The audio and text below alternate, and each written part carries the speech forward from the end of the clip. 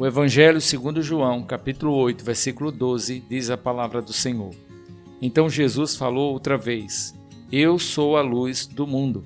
Quem me segue não andará em trevas, pelo contrário, terá a luz da vida. Este versículo ele resume o tema central do capítulo. Ele destaca a identidade de Jesus como luz do mundo e enfatiza que aqueles que seguem a Jesus serão guiados pela sua luz, a luz da verdade, e terão também a vida eterna. Esta é a reflexão desse dia. Fica comigo, vamos juntos meditar na palavra de Deus. Você que já está no canal Reflexão e Vida, seja muito bem-vindo. É um prazer poder estar com você e compartilhar mais uma reflexão. Você que é novo no canal, pedido mais uma vez para que você se inscreva no canal, que você deixa também aqui o teu comentário, não esquece de deixar o teu like, que você esteja compartilhando o canal Reflexão e Vida, assim você estará nos ajudando nessa missão de evangelização, de alcançar outras pessoas, de levar uma palavra de vida para cada uma das pessoas que aqui tem a oportunidade de acessar esse canal.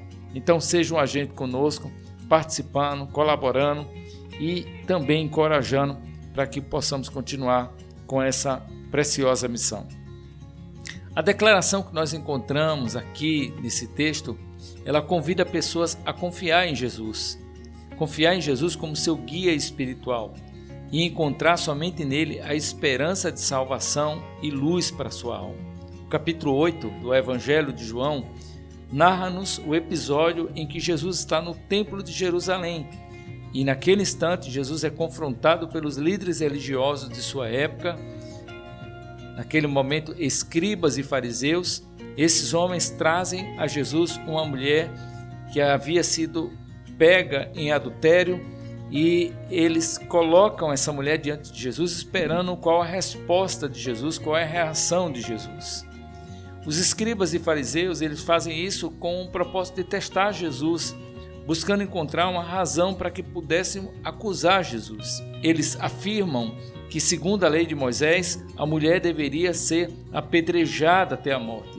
E isso é verdade, a lei de Moisés continha essa verdade. No entanto, eles esperavam ver o que Jesus iria fazer, se Jesus iria contradizer a lei ou se Jesus ia encontrar alguma forma de livrar a mulher da condenação. E isso é muito interessante, porque isso já nos faz pensar sobre nossa realidade espiritual.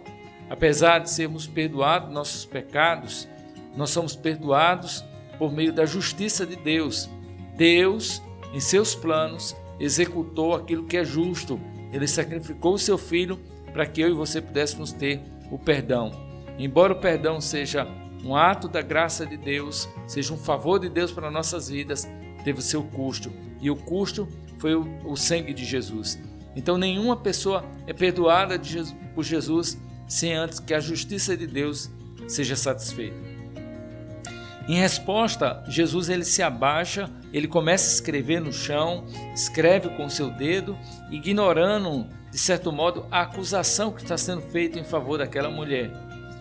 Mas, pela insistência daqueles homens, Jesus se levanta e diz: quem dentre vós não tiver pecado, que atire a primeira pedra, conforme capítulo 8, versículo 7. Esta frase, então, deixa aqueles homens convictos dos seus pecados, aqueles homens começam a se envergonhar, porque eles começam a recordar de suas realidades, e eles começam a retirar-se, começam a soltar as pedras, e vão saindo cada um para o seu lugar, dos mais velhos aos mais novos, deixam Jesus e aquela mulher. Após então a partida daqueles homens que acusavam aquela mulher, Jesus se vira para a mulher, faz a pergunta acerca dos seus acusadores, perguntando se alguém havia lhe condenado. Jesus também diz para ela: eu também não te condeno, vai e não peques mais, conforme o versículo 11. Com isso, irmãos, Jesus ele demonstra a sua compaixão, a sua misericórdia para com a mulher, também retratando a sua misericórdia e a sua graça para com todos que se arrependem. Embora também ele encoraje aquela mulher a trilhar agora uma vida diferente, uma vida nova. Aqui nós temos várias lições, várias aplicações que poderíamos pensar acerca desse texto. Eu quero refletir sobre algumas, nosso tempo é breve, mas eu quero refletir primeiro sobre a misericórdia e o perdão de Deus. O episódio da mulher, a mulher que é pega em ato de adultério, vai destacar a misericórdia e o perdão de Deus. Jesus não condena a mulher, mas encoraja a mulher a abandonar o seu pecado. Essa lição, ela nos lembra que mesmo quando nós pecamos, nós podemos encontrar de Deus e em Deus a oportunidade do perdão, a oportunidade da vida nova, a oportunidade de uma nova chance. A palavra do Senhor nos diz lá em Provérbios capítulo 28, versículo 13, que aquele que encobre os seus pecados não prosperará, mas aquele que confessa e deixa alcançará misericórdia. Uma segunda reflexão que temos com base nesse texto é quanto à hipocrisia humana. Os escribas e fariseus, ao trazerem aquela mulher diante de Jesus, eles estavam mais preocupados em testar Jesus do que buscar a justiça. Eles estavam mais preocupados em apresentar o pecado de outros do que em si buscar de Deus a misericórdia sobre suas vidas. Se achavam mais perfeitos do que os demais. Jesus então expõe a sua hipocrisia e desafia-os em relação aos seus próprios pecados. Isso também, irmão, nos faz pensar sobre a importância de sermos humildes diante de Deus e diante dos outros, de sermos sinceros diante de Deus e diante dos outros, reconhecendo que nós não somos perfeitos, que temos pecado entre pensamentos, palavras e ações. Em vez de julgar e condenar os outros, sem olhar para as próprias faltas, devemos reconhecer que nós mesmos, irmãos, temos muitas faltas diante de Deus e que precisam ser apresentadas diante do Senhor e que precisamos clamar diante de Deus perdão. Há um texto sagrado lá em Mateus capítulo 7, entre os versículos 3 ao versículo 5, que diz: por que você repara o cisco que está no olho do seu irmão e não se dá de conta da viga que está no seu próprio olho? Como você pode dizer ao seu irmão: deixe-me tirar o cisco do seu olho, quando há uma viga no seu olho? Hipócrita, e tire primeiro a viga do seu olho, então você verá claramente para tirar o cisco do olho do seu irmão. Em terceiro lugar, irmãos, nós percebemos aqui também a autoridade e a sabedoria de Jesus. Jesus ele responde aos questionamentos dos líderes religiosos daquele momento. Ele responde com sabedoria e autoridade. Ele revela o conhecimento que ele tem acerca das Sagradas Escrituras e do próprio Pai. Enquanto aqueles homens tinham conhecimento meramente superficial da lei ou a interpretação distorcida da lei, Jesus faz a interpretação correta, mostrando que há misericórdia que Deus espera na vida de todos os homens. Isso nos ensina, irmãos, a buscar a verdadeira sabedoria em Jesus e a confiar na autoridade dele para guiar nossas vidas. Embora nosso coração humano muitas vezes seja inclinado a tomar decisões, escolhas que são decisões muitas vezes de retaliação, de julgamento em relação àquela pessoa que peca contra nós ou a pessoa que peca em si, nós encontramos nas Sagradas Escrituras que a misericórdia é algo que Deus espera de cada um de nós.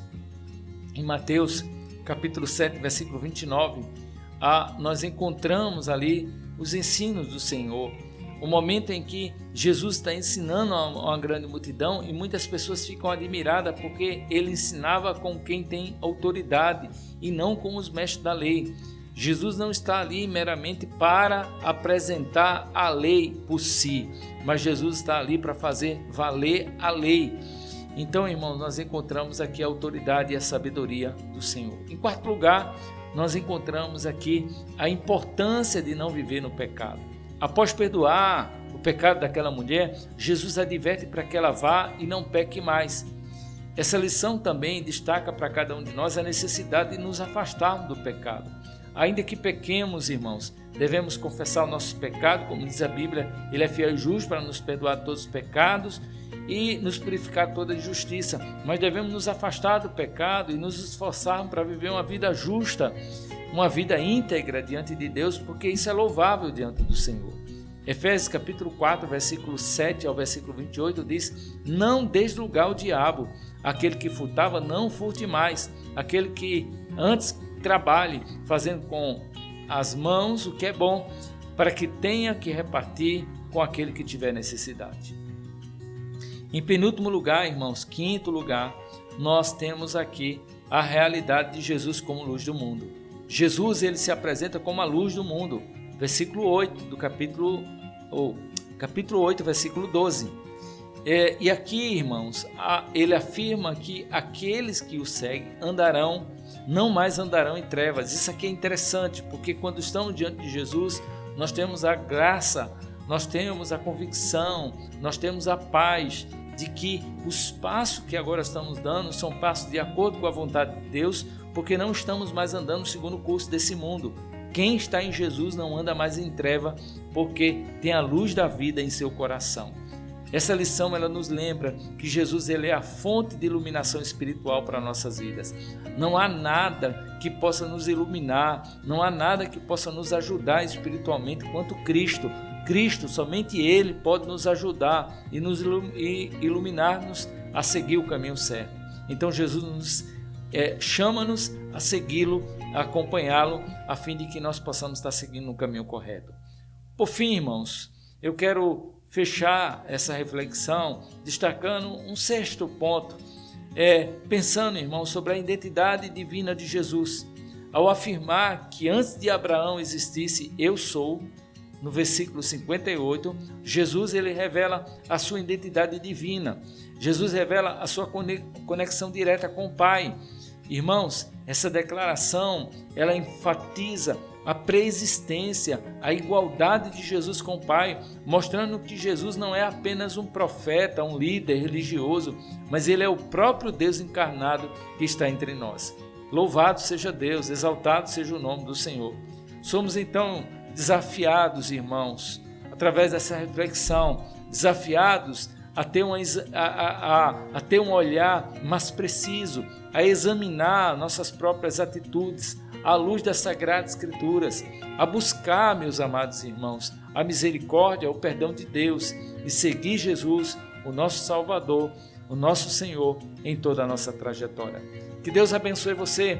Esse foi mais uma Reflexão em Vida. Mais uma vez, meu irmão, não esquece de se inscrever no canal se você não é inscrito, não esquece de compartilhar essa reflexão, de orar por mim e de encorajar-nos para que continuemos seguindo nessa missão. Quando você deixa o seu comentário aqui, você está ajudando para que o YouTube possa perceber a relevância desse canal. Vamos junto evangelizar, vamos junto alcançar mais pessoas para a glória de Deus. Muito obrigado a você, em nome de Jesus.